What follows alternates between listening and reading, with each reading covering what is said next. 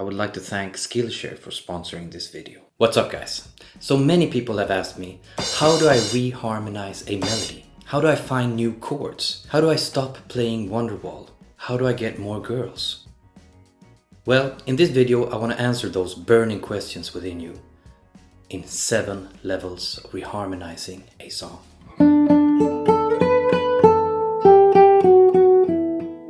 How do we go from a basic chord progression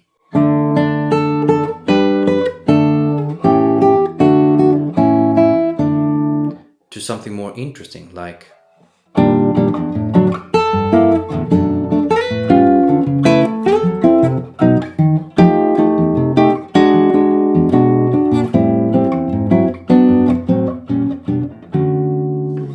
Seven levels of reharmonization. create a baseline. And there's actually a harmony hack you can use to accomplish this really fast. Let me show you. You will harmonize each and every new melody note with a minor or major third diatonically from the scale. So the melody starts with a D and we're in D major. So go 3 steps down the scale from D and there you have the third. But instead of playing it so close to the melody note, I play it 1 octave lower. Okay, and this is known as the 10th interval. And if I do this with every new melody note, I get this.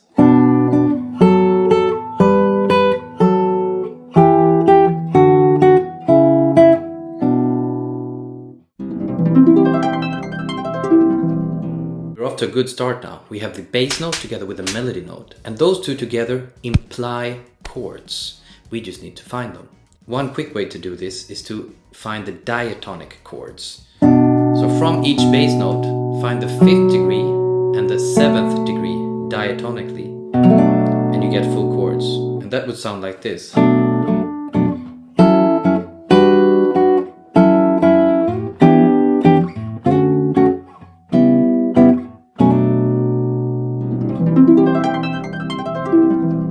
Now that we have found some basic chords that go along with the melody, what I'd like to explore are ways to lead into those chords.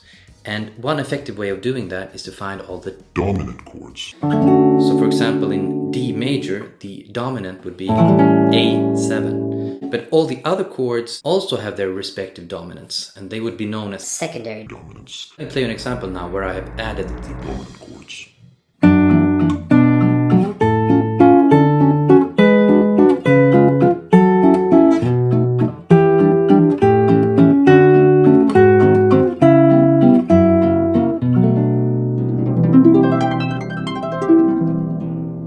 It's time to explore the 2-5-1 progression. Before the dominant, the 5 chord, we can add the 2 chord. If we have the B minor chord, you go 1 step up, play a minor chord, minor 7 chord, perhaps with a flat 5, the dominant to the 1. Explore that and do that with all the chords in the scale. Now let me play you an example using 2-5-1 progressions. 1, 2, 1, 2, 3, 4.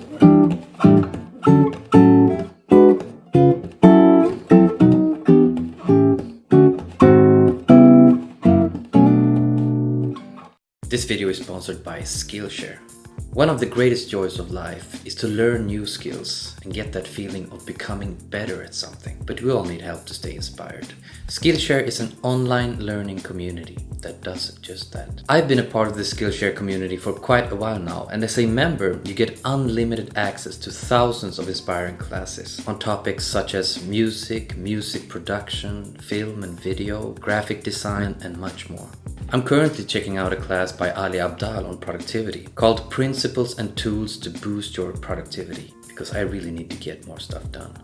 The classes on Skillshare combine video lessons with a class project and are mostly under 60 minutes divided into short lessons, so it's easy to fit into your schedule.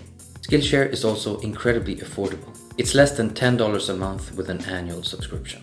In this time when so much is happening around the world, your voice and creativity is more important than ever. The first 1,000 people to use the link in my description will get a free trial of Skillshare Premium membership.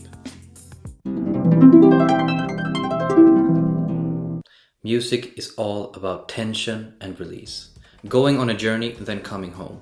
So in level 5, I'd like to show you what I call the half step approach. Whenever you have a chord, in this case I have a B minor 7, take the bass note and go up a half step. And from that step, play a dominant 7 chord. That half step creates a lot of tension. Let me show you an example applying the half step approach.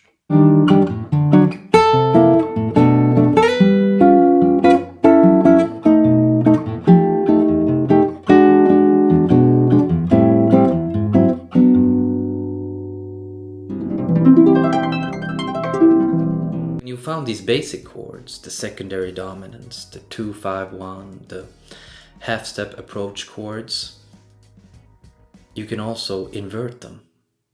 An inverted chord simply means that you no longer have the root note in the bass, but perhaps the 3rd, the 5th, the 7th, or the 9th. I'll play you an example of Twinkle Twinkle Little Star where I use more inversions.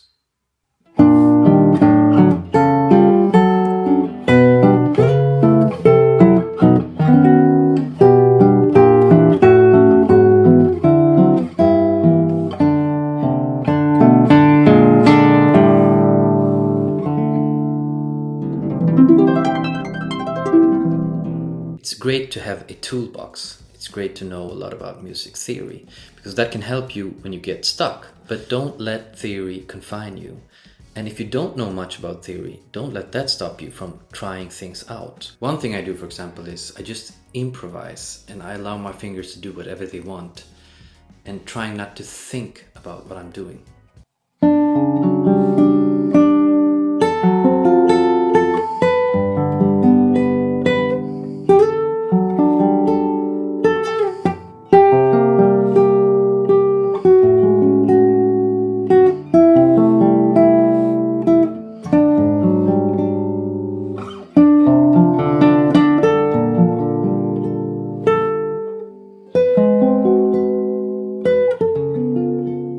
And in that way, you can accidentally find really cool stuff that you like, and you also find out what your musical taste is.